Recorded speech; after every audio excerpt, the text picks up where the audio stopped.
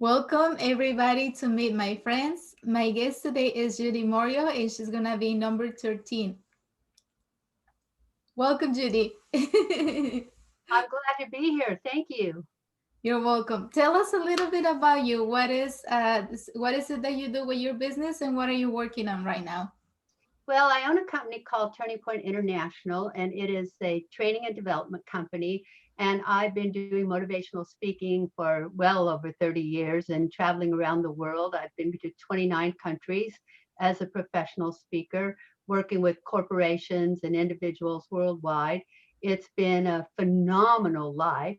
But right now, while we're all staying at home, I'm staying at home too.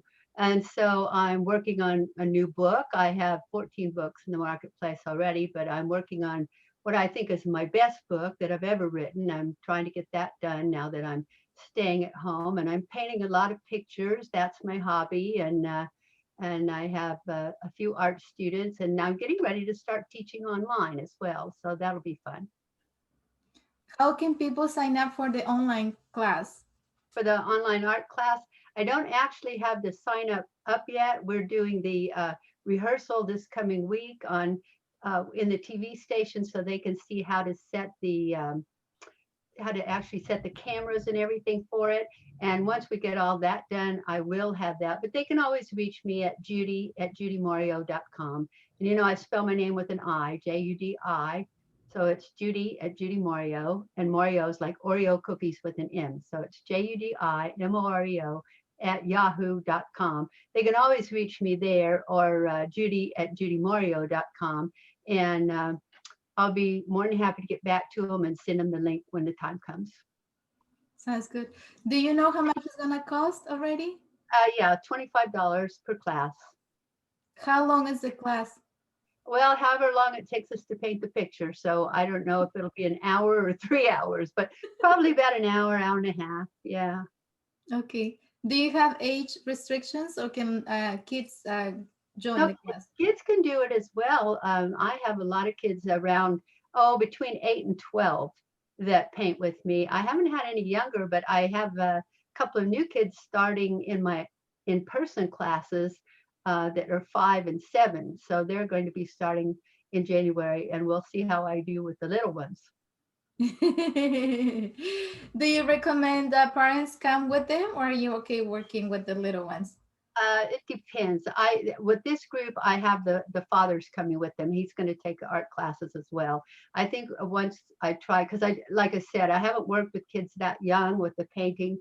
8 to 12, they really understand and they know what they're there for. And one little boy was 11. He was just absolutely wonderful. He went right in the adult class and he just had no problem. He wasn't intimidated anything, and he just painted his trees whatever color he felt like, whether it was pink or blue or yellow. He didn't care, but his pictures were great. He had a lot of good imagination.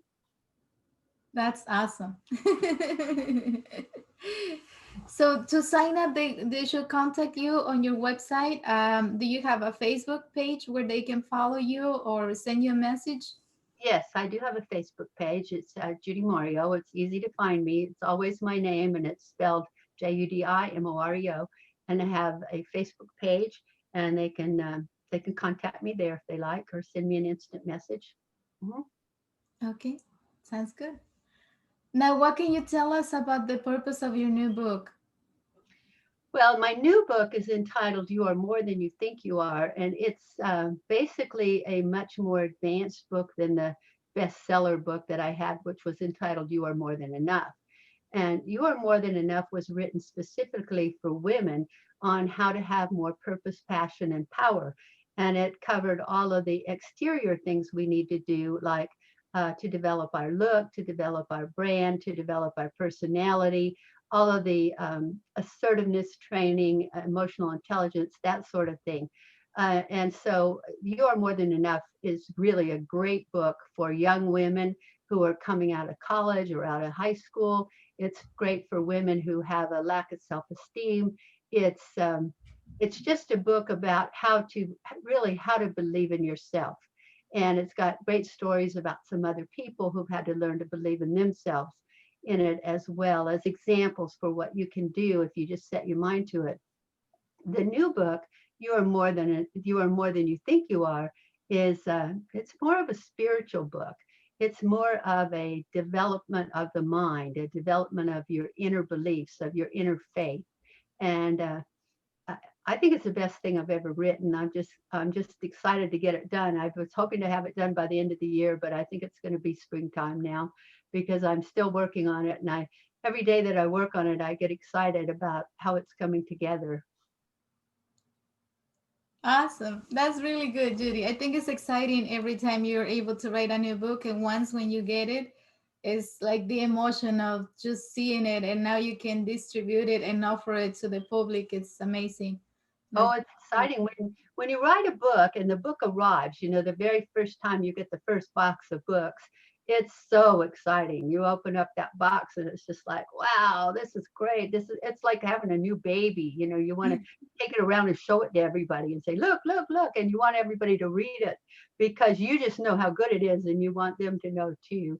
But I've also written another book entitled Overcoming Cancer: A Journey of Faith, and that book is also sold on Amazon. All of my books are on Amazon as well as in most bookstores.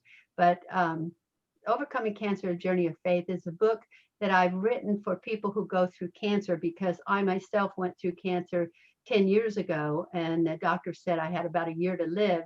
And I went to a naturopathic doctor who helped me to change my diet, change my lifestyle, change a lot about my belief system.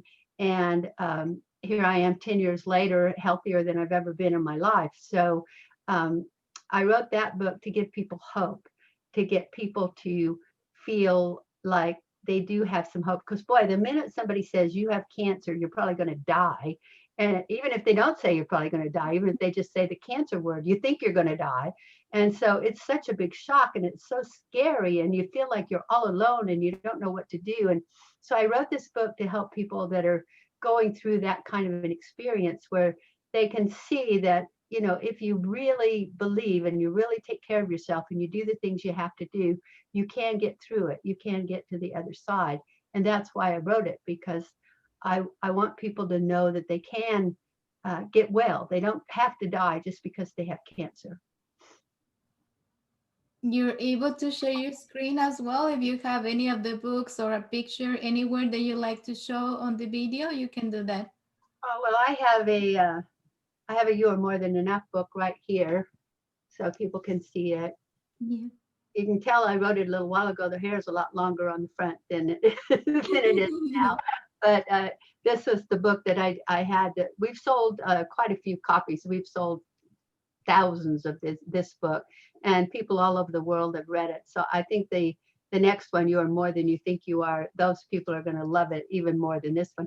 But I had a lady, 85 years old, that called me recently, and she said, Judy, some nights I just get so lonely. She said, my husband died, and then my dog died, and I've been all alone. And she said, I just keep your book by my bed, and during the night, if I get lonely, I just reach out and touch your book, and I just know you're here with me, and I feel better. I almost cried. I was so excited, that she loved the book that much.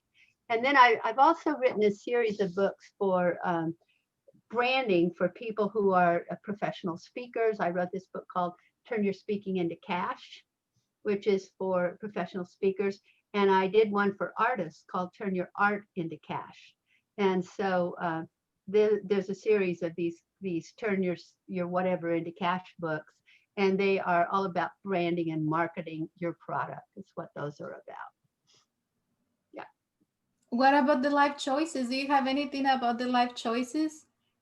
Well, the Life Choices books are a series of books that I published, but they are anthologies. Now, what an anthology is, it means that a group of people, each person wrote a story.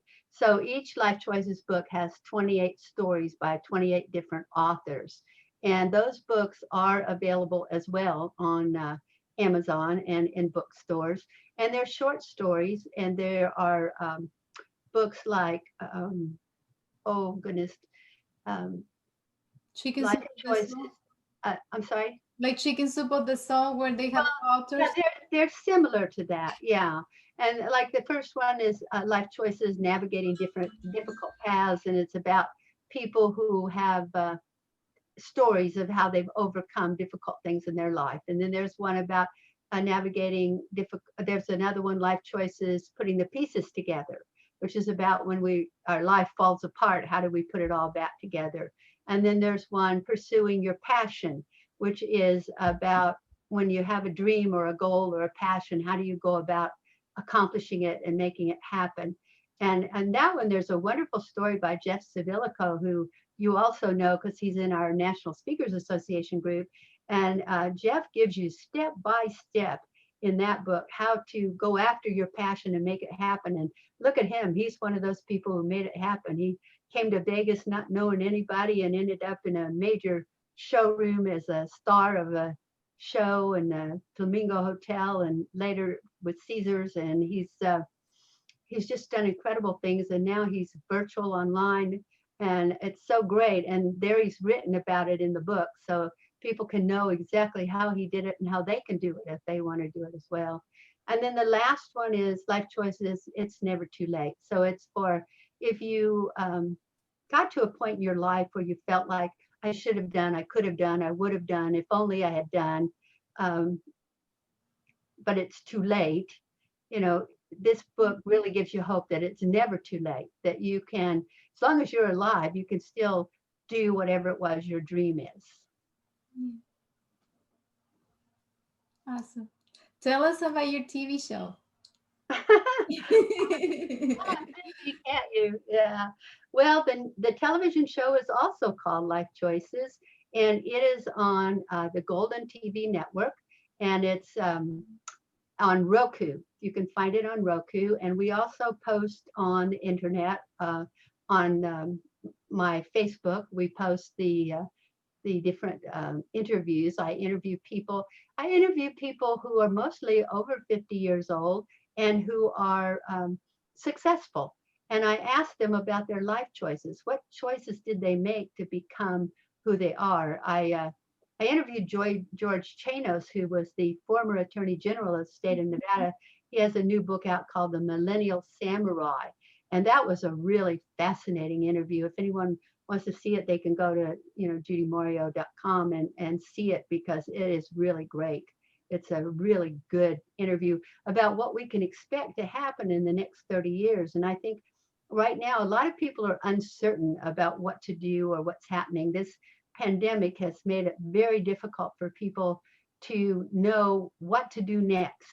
And a lot of people are saying that they're at home and they're lonely and they don't know what to do and they don't know where to turn and they don't know how to get a job and it's just a very difficult time for a lot of people.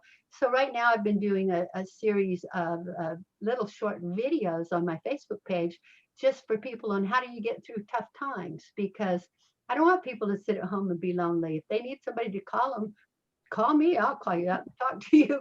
You don't have to be going through this difficult time all by yourself.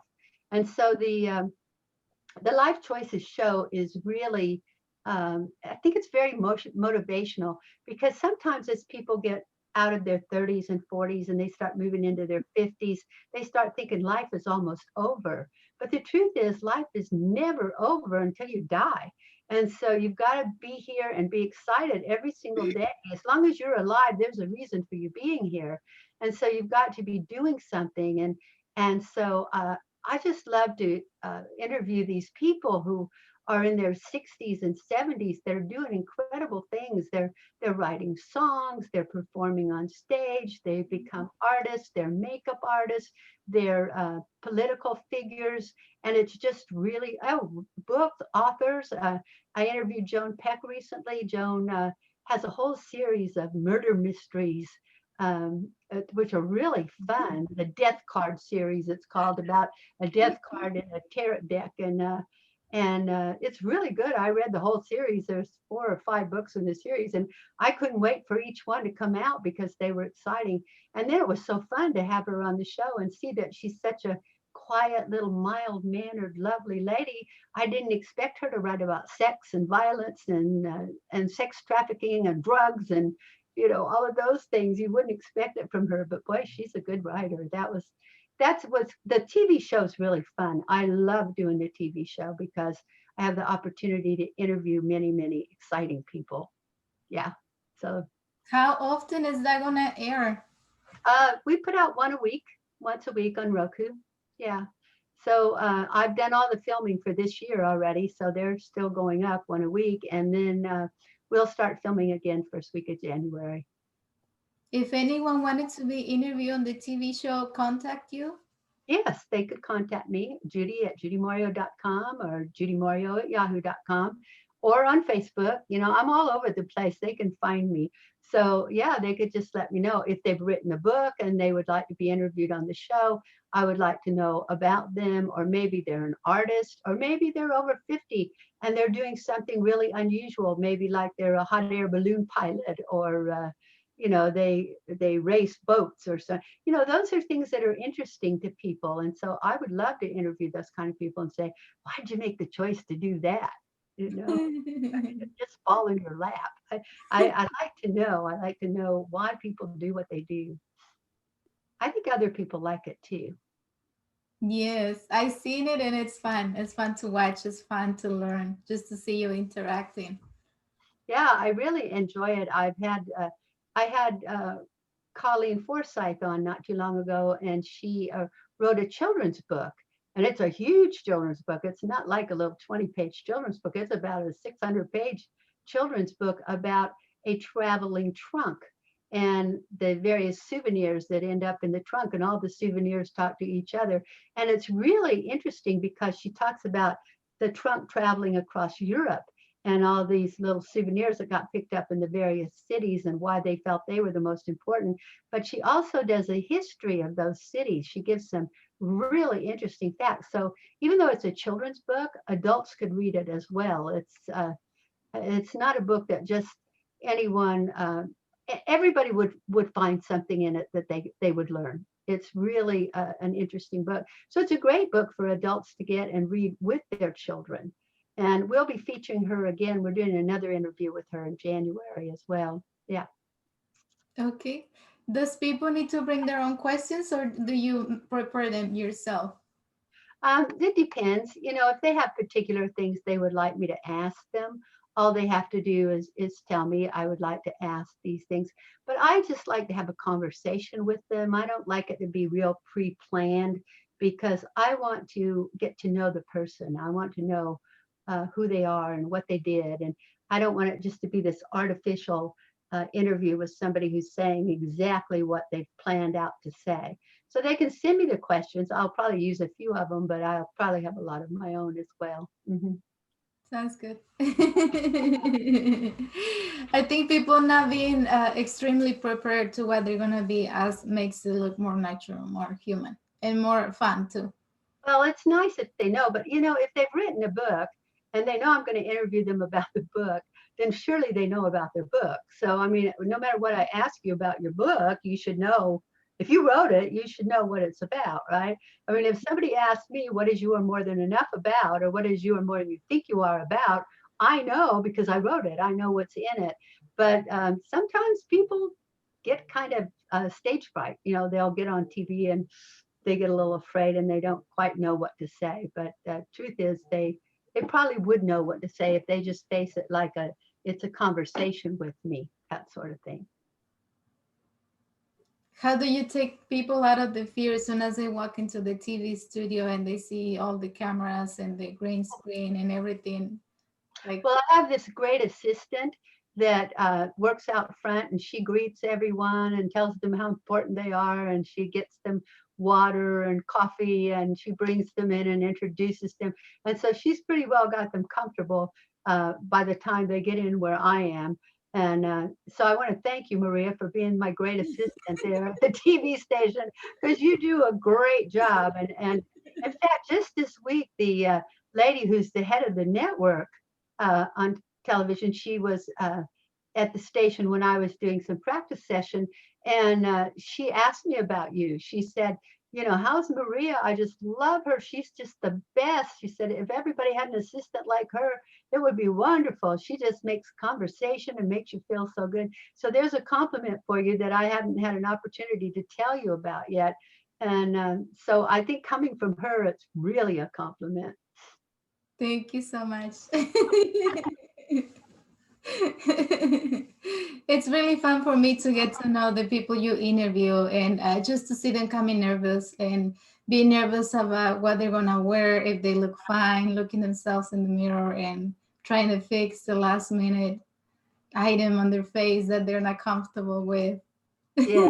And you do a great job at that, and then you come in the studio and you're got your powder and stuff, and if their head's shiny or their face is shiny, you just powder them up. And it's great to have someone like you because I don't have to look at all those little details because I know that you're taking care of it. And that's really special to Thank have you. someone that can do that. Anywhere that I am that you are, it teaches me how to do things that I will never thought I will do, but that I'm happy that I have the opportunity to do. Because I'm just excited. I'm just happy that I get to be there.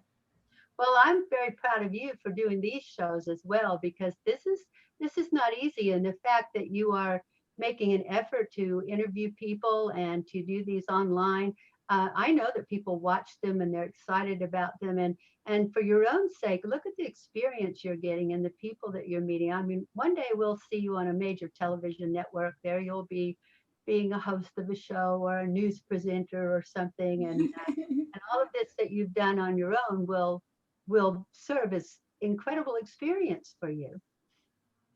Yes, definitely is one of the dreams, Judy. And also making it in person, live in my house or your house or someone's studio where we can be sitting next to each other. It's just the current situation right now. We have to do it like this. But what I have found out also is that the ones who were already interviewed and they have their number, and then when I post a new interview, they're excited for the new person who is part of the group, and I'm getting likes and I'm getting comments and I'm getting people watching the videos because they're excited to see who is the new friend now. Yes. So we have one Meet My Friends.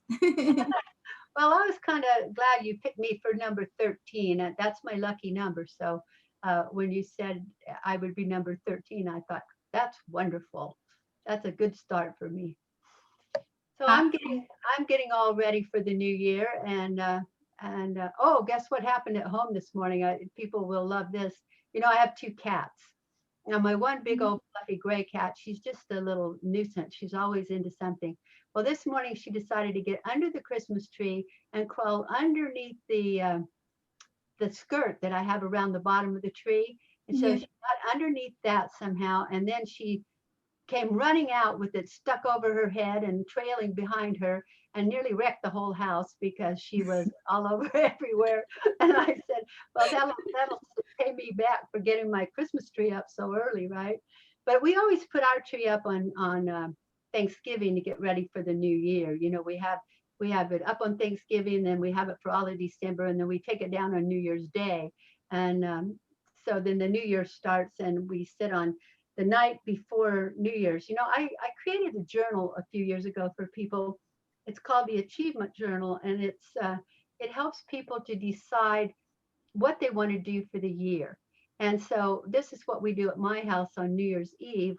We sit with our journals and we have all these magazines and we cut out all the pictures of the things we want to do and be and have for the coming year.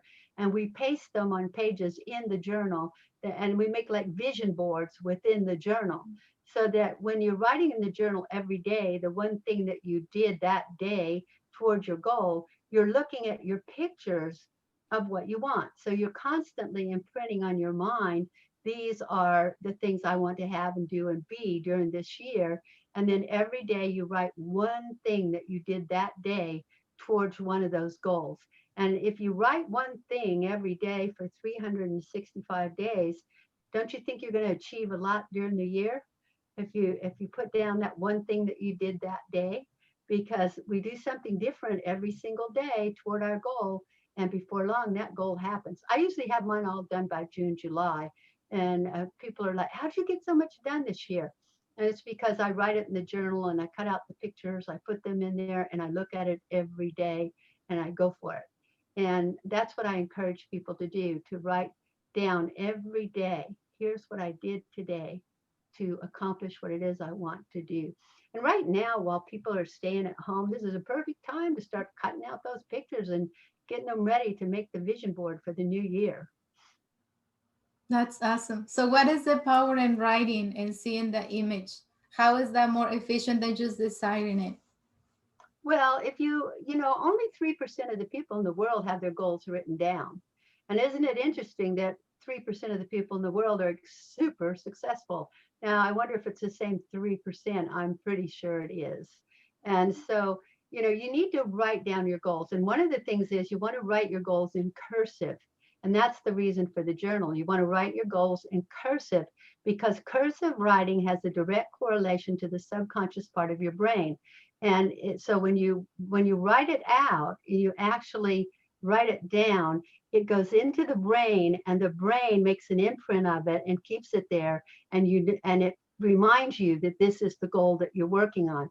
So you want to write those goals down, and then of course imaging. Anytime that you uh, look at your goals, you look at a picture of your goals and you get the image of what it is you want. You get real clear, you get specific, where you know exactly what it is that you want.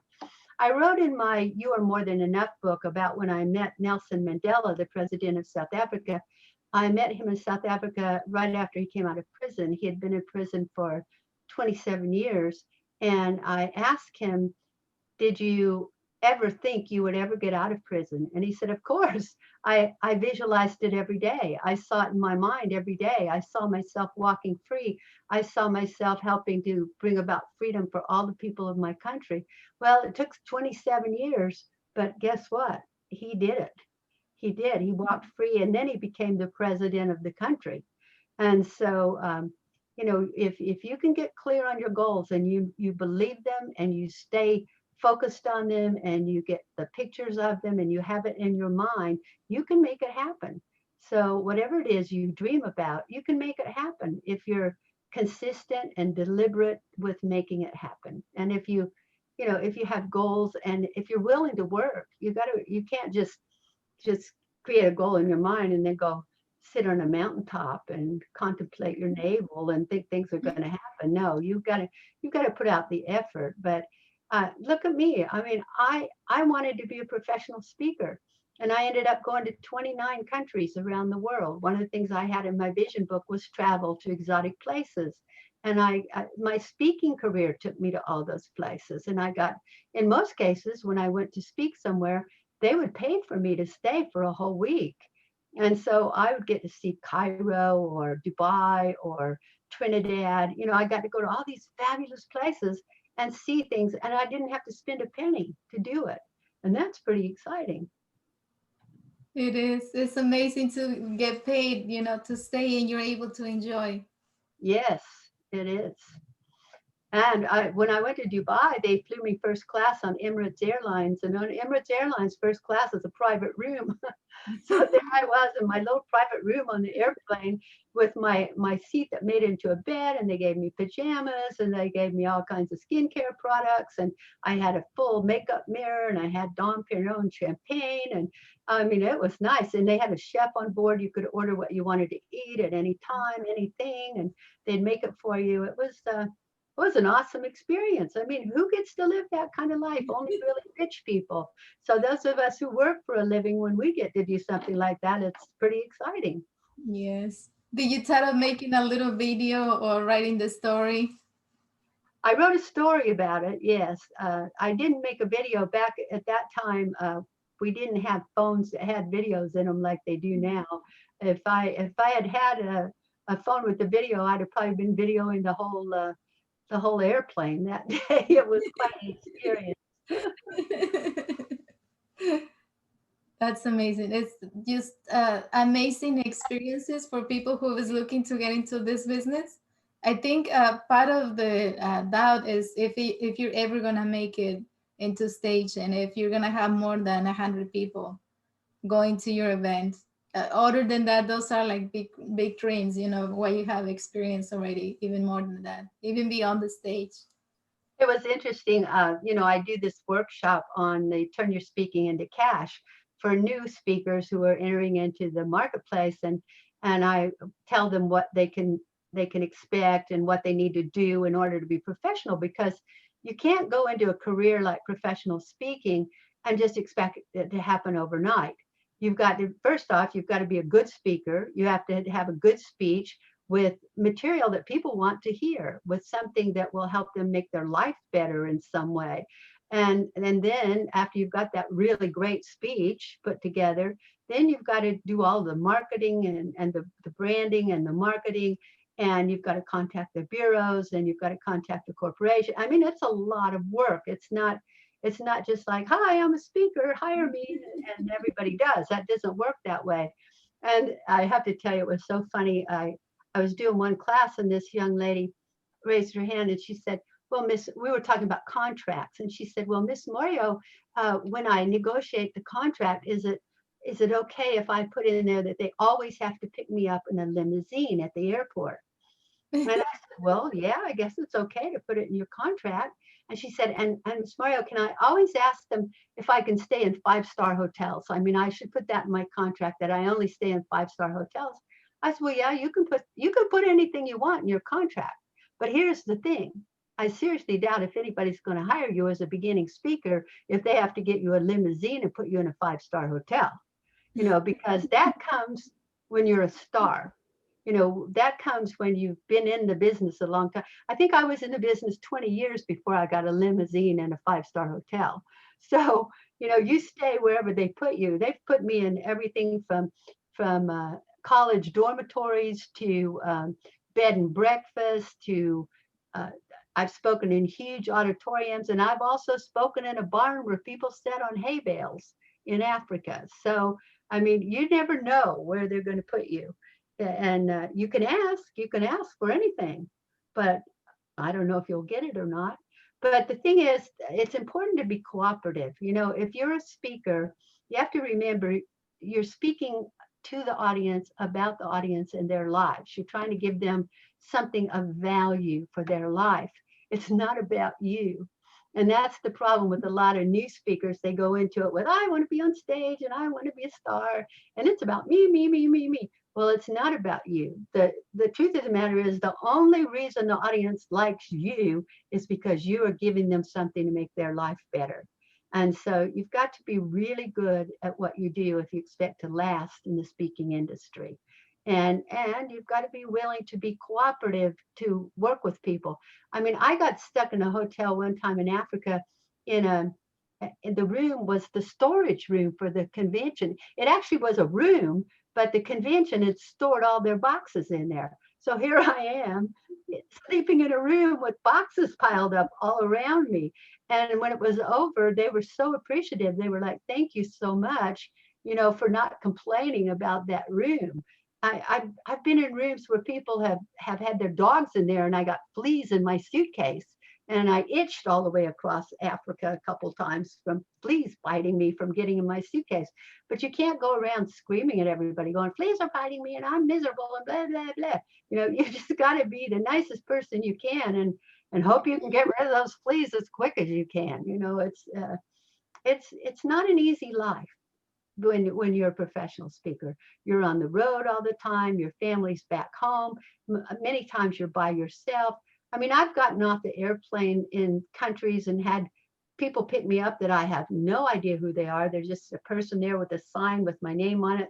Come with me, stick me in the back of the car, drive 2 to 3 hours to some remote place. And, you don't know where you are or what you're doing. And you don't know when you're going to get your next meal. And so you just, you do the best you can and you carry some food with you. Were you ever afraid that that was probably not the person is supposed to pick you up, or something might happen to you where the event is not real? And No, not really. Most of the time, I've been booked through bureaus that are very reputable, people who know their clients and they know who they're working with, and so they book me, and I know because my bureau person booked me that they did their homework and that they know it's a good client. And so I really haven't been afraid ever that it might be the wrong people, but I have been uncomfortable sometimes in countries where you don't know the customs so much, or you don't know how safe you are. Um, but that's only because it's something new.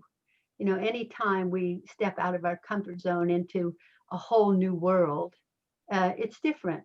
And so we want to be as comfortable as we can. I try to research my clients and my countries that I go to ahead of time so that I can know as much about them as possible and about their culture. And I try to learn what to do and what not to do and what to say and what not to say in before I get there, because early on I made a couple bad mistakes.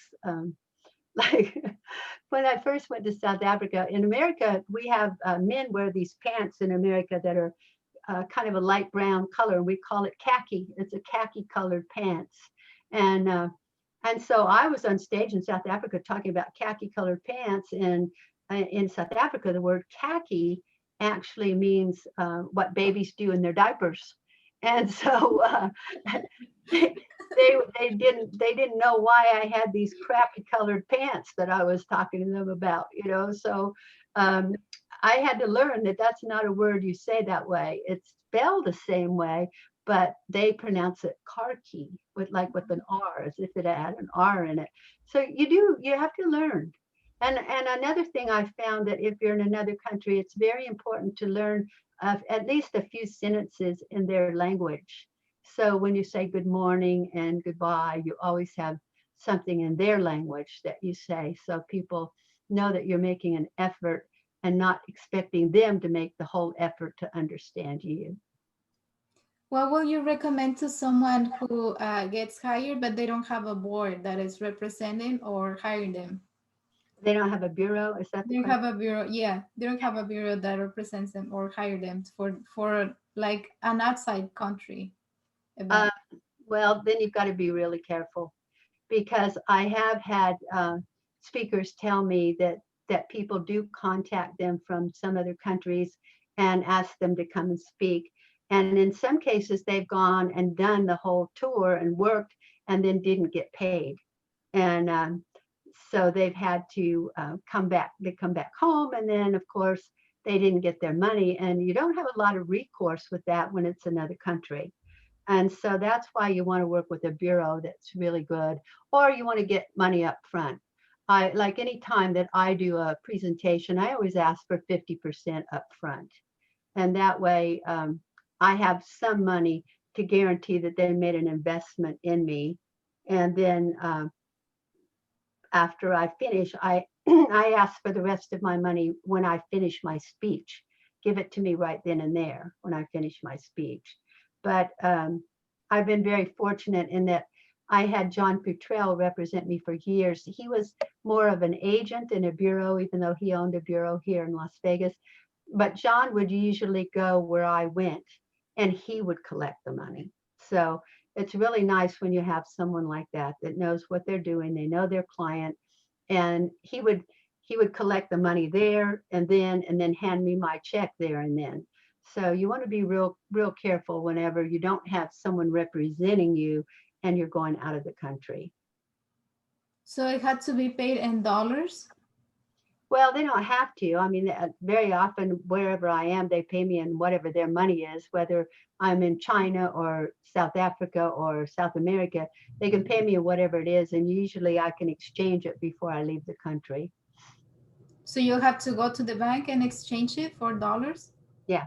Yeah. Or Okay. you can exchange it when you get home. You know, there's exchange places in the airports. And also when you get home, if you've got an arrangement with your bank can exchange money for you. Did ever happen when you try to exchange the money that the funds were not available or was No, the no, project no? no.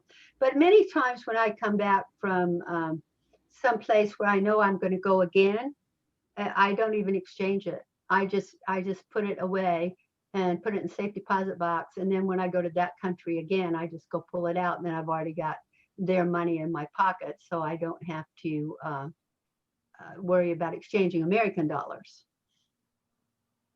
So when you go back, you take the money and you exchange it at No, the. I just take it back and use it. You know, that's Oh, I see what you're saying. yeah, Okay. yeah.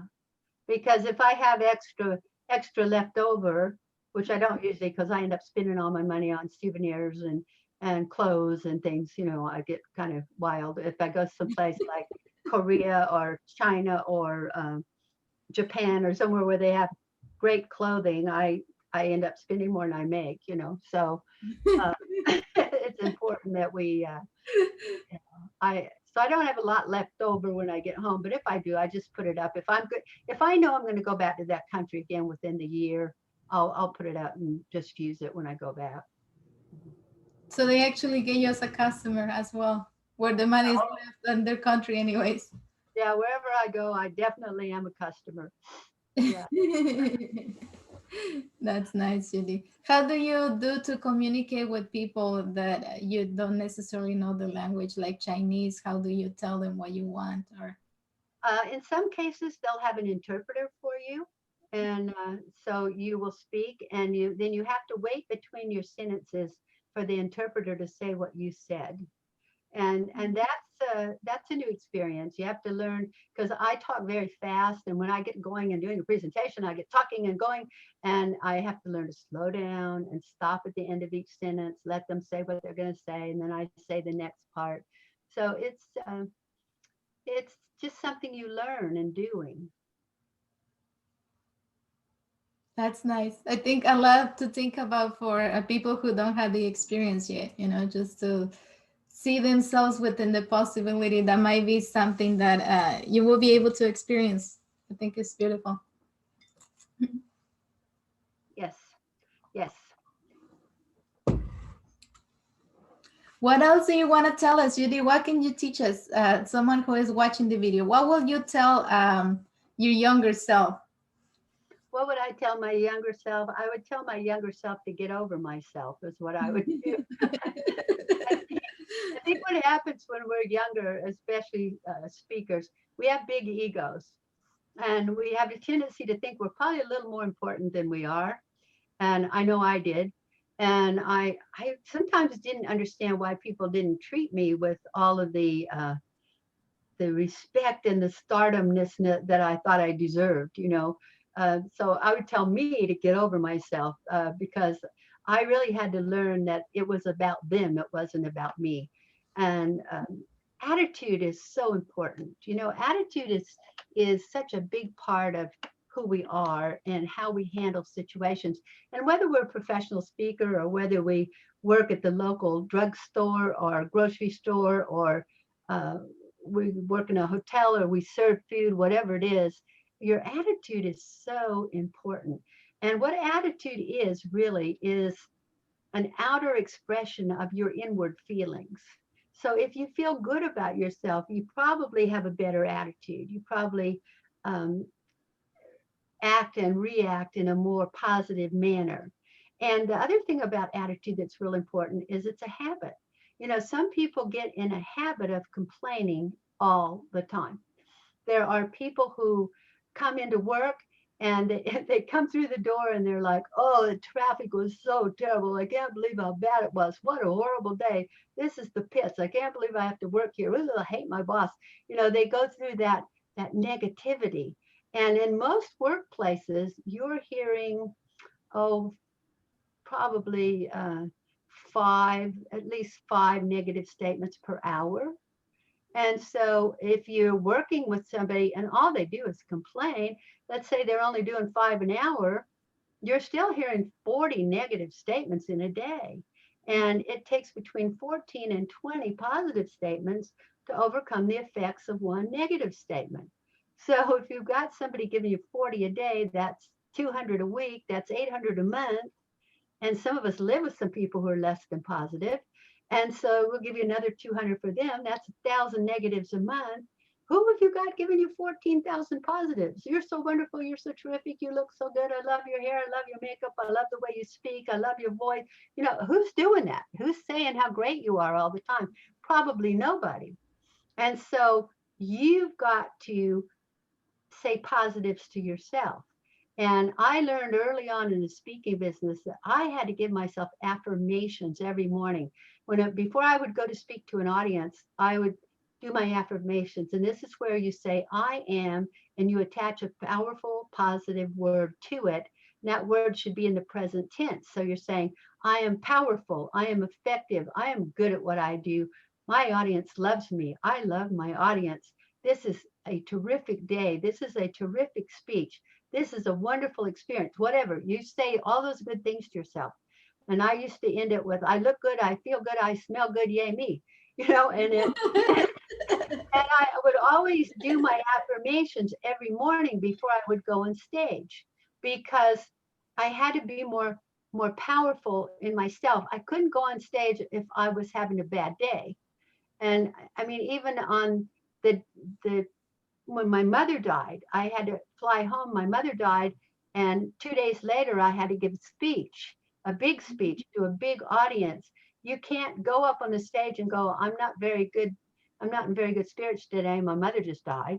No, you've got to go up there and perform. You've got to do everything you can to be as powerful as you can. So I would stand backstage and I would just do my affirmations over and over and over and over in my mind until I walked on the stage because you have to be good at what you do and you have to be powerful and positive. And it's like you've got to get real focused on that moment and be in the present moment and don't let anything from before you started or it's going to happen after you finish affect the way you're performing on that stage. And um, and that took me a while to learn.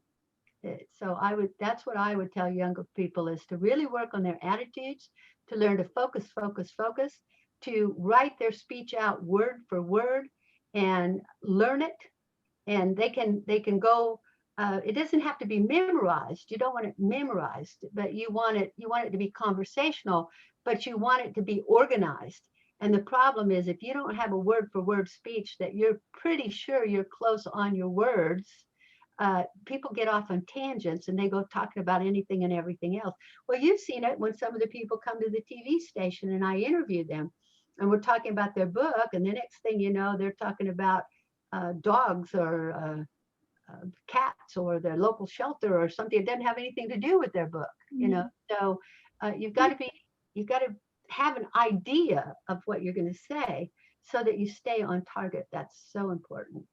And I see a lot of new speakers that don't do that. A lot of the people that I've worked with in the past, when they've come to me, I do a lot of coaching with people who are speakers and writers, and they'll come to me and they'll say, I want to be a speaker. I'm really good at talking. I can talk about anything. I'm like, you don't need to talk about anything. You need to talk about one thing and do it well.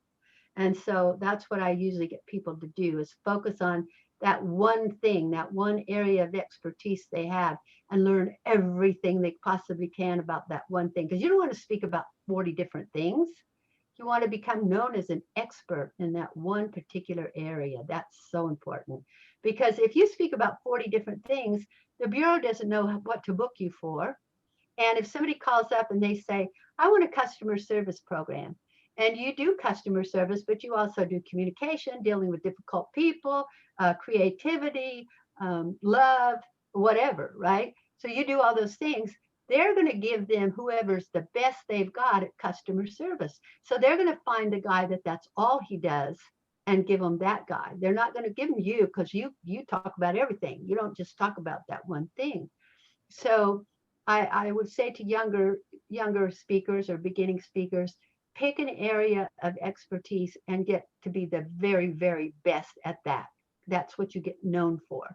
And then once you're known for that, then you're gonna have a demand. People are going to want you. They're going to bring you back again and again and again. And the more you learn about that subject, the more you can do different speeches about that subject. So the same group will bring you back over and over with your new speech and your new material, but it'll still be on the same subject. In the beginning, I didn't do that. See, in the beginning, I did this and that and that and this and that. And it took me a while to learn that I had to be an expert at something. And so I concentrated on customer service and traveled the world speaking about customer service. And customer service is a subject that is never going to go out of style because people are going to want service forever. How did you define that's what you wanted to speak about specifically? How did I determine that? Yeah. Well, when I started out speaking, I was speaking about image. and how important our image was, how we looked. And then I got to where I felt like that was kind of a lightweight subject. It really isn't. I mean, a lot of people speak about image, and that's all they speak about, and they do very, very well. But after a while, I just got where I thought, I want to do something that's more, has more depth to it, that has more um, things of interest. And so I was going to South Africa to do a program on image, and they said, "Can you also do a program on customer service?" And I said, "Certainly." And then I called Joe Charbonneau, who lived in Dallas, Texas, and was a customer service expert. And I said, "I'm going to Africa, and they want me to speak on image and customer service, and I don't have a customer service program." And he said, "Well, fly to Dallas, Texas, and pay me $3,000, and I'll give you a customer service program in 3 days." So I flew to Dallas, Texas. I paid him $3,000. I spent 3 days there, and he drilled customer service in my head.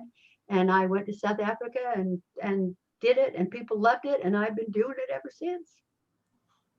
Awesome. 40 years ago.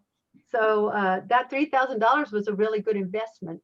See, sometimes that's another thing. A lot of times with new speakers, they don't want to invest their money in learning something new or in learning a program that somebody else already does. I was surprised because when I decided last year that I wasn't going to go out into the world and speak anymore because I want to stay home and do things online and teach my art classes. And I'm getting older and the travel is hard, and I've seen the world now, and I just decided I'm not going to keep doing that. And so I offered to my speakers group. I said, I've got about 17 programs that are totally done. They're written, they have videos, they have PowerPoint programs, they have everything with them, workbooks already designed, everything. I said, if any of you want any of these programs, I'll be happy to sell them to you, and I would sell them very inexpensive. I just feel like people have to buy it rather than give it to them, because if you give it to them, they don't really appreciate it. Whereas if they pay for it, then it's like me. When I paid that $3,000, I had an investment in that program. And so I was going to learn it, and I was going to do it, and I was going to do it enough to get my $3,000 back. And I did it enough to get a lot more than $3,000 back. But you've got to invest in those programs. And here I had all these programs. I was going to offer them to people. And these new speakers, they're like, "No, I'm just going to write my own program." And then I see them a year later, and I'm like, "How you doing? Have you been out there? What have you been doing? How'd your program go?" "Oh, I haven't done it yet." See, you can't procrastinate. When you make up your mind, "Boy, I'm going to do this," you just get it and do it. And if someone can hand you something that's already done and all you have to do is learn it, for goodness sakes, do that. Just if you know that a program has been successful, that somebody else has done it, and it's taken them to 29 countries around the world, and they've made literally thousands and thousands and thousands of dollars with it, wouldn't it be nice if they just handed it to you and taught you how to deliver it? And then all you have to do is do that in the beginning. You can always change and do something else later on, but at least you've got something good to start with. And that's what I did. I went to Joe Charbonneau. He was the best. I bought that program from him, and it was an awesome program. And I used it for years. But then I started changing it, and I started adding to it, and I started becoming an expert in that subject and making other programs that went with that subject. And that's how you get good. You got to focus on one thing. Have I talked your ear off or what? Do you still have any of those programs for sale? Sure. Are you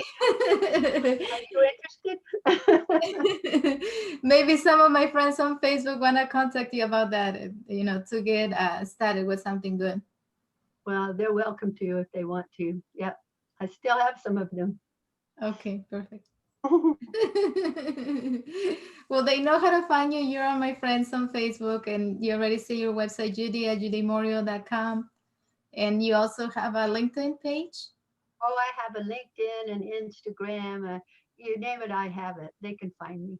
And it's And all. also, I also seen your videos from the TV show on YouTube, right? You're also on YouTube. If people wanted to get a hold of your content, is there as well.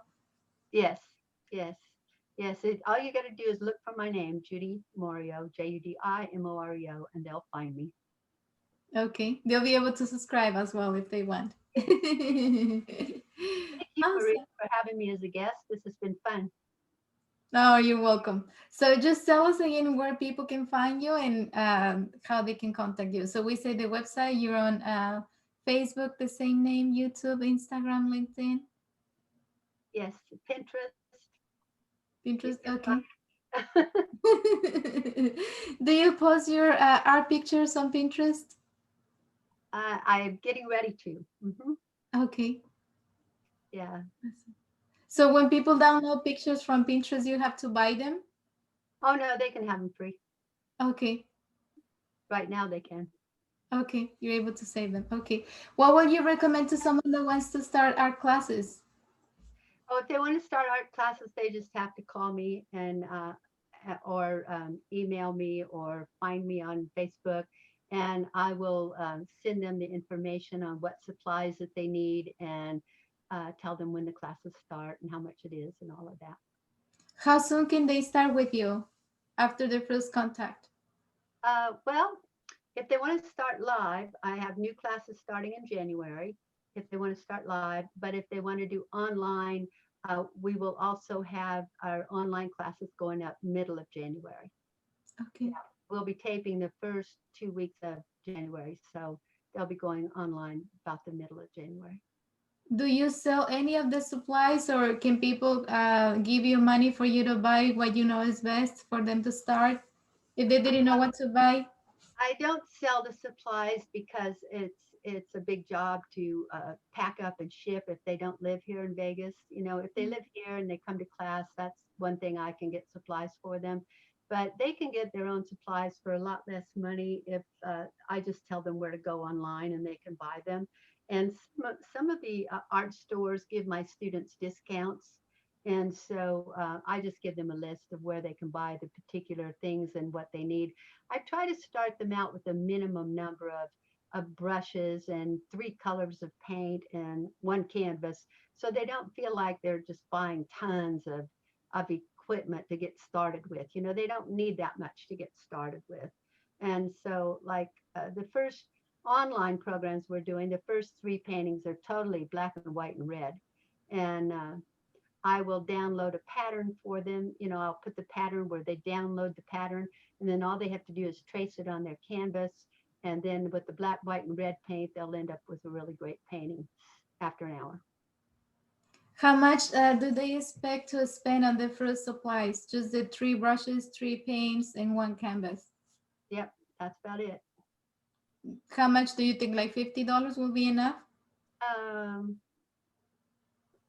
oh Maybe. yeah, yeah, around $50, maybe 75, depending on the quality of paint that they buy and the quality of brushes. But I don't recommend that they go and buy expensive. You know, you can go buy an artist brush for $58, one brush, but we're not looking at those kind of brushes at this point. You know, we're beginners. And so I just recommend that they get a brush that costs about $5, you know, and I recommend 3 brushes. You know, the shape of the brush is what's important. And so we use the shape of the brush, 3 colors of paint, and one canvas. And I mean, you can buy a canvas anywhere from $5 to $35. So it just depends upon what you want. Yeah, I would say for $50 you could get a nice little starter kit. Okay, perfect. Sounds good. Do you want to shout out anybody? Do I want to shout out to anybody? Yeah, shout out anyone. Um, well, I just no, not anybody in particular. I just like everybody out there, you know. I you'd be the one I'd shout out to, and you're here, so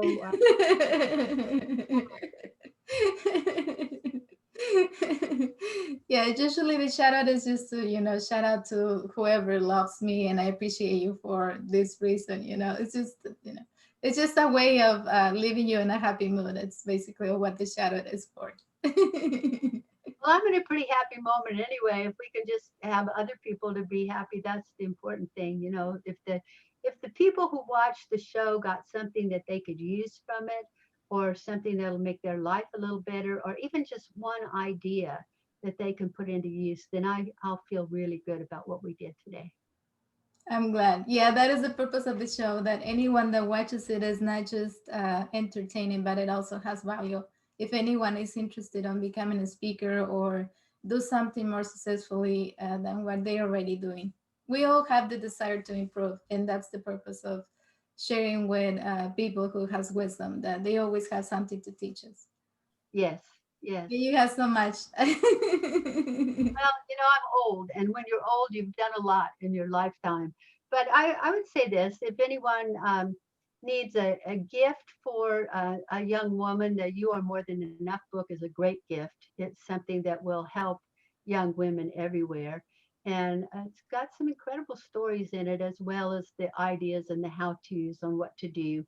And watch for my new book, because my new book, I'm real serious. It'll come out probably in March, and it's called "You Are More Than You Think You Are," and it's going to change people's lives. It really is. Well, you've read a couple chapters in it, so you know it's really good.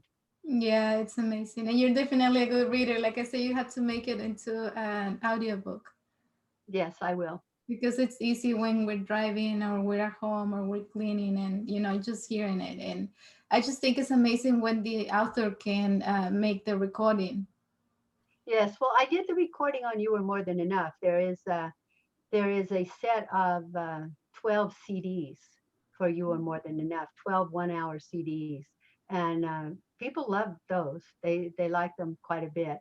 And even though I think they're good, I think I've become a better reader out loud than I was when I did those. So I think the new book's going to be even better. Yeah. Yeah, you're a fast reader. Definitely any products you can put out there, there is always the possibility that someone wants it. I know the current situation right now is hard for a lot of us, but it is going to get better. Ultimately, we're being creative and just reevaluating what we know and learning what we can while we're home, just to do a better life later on. We can always think on the bright side. Exactly. I think this year's given us kind of a break from, well, I know it's given us a break from normal. And for me, this year's been very good because I didn't travel so much, and I stayed home and started looking at what I really want and what's really important to me. And I really want to take all the knowledge I have from all these years of speaking and training and put it into books for people so that they have it to use.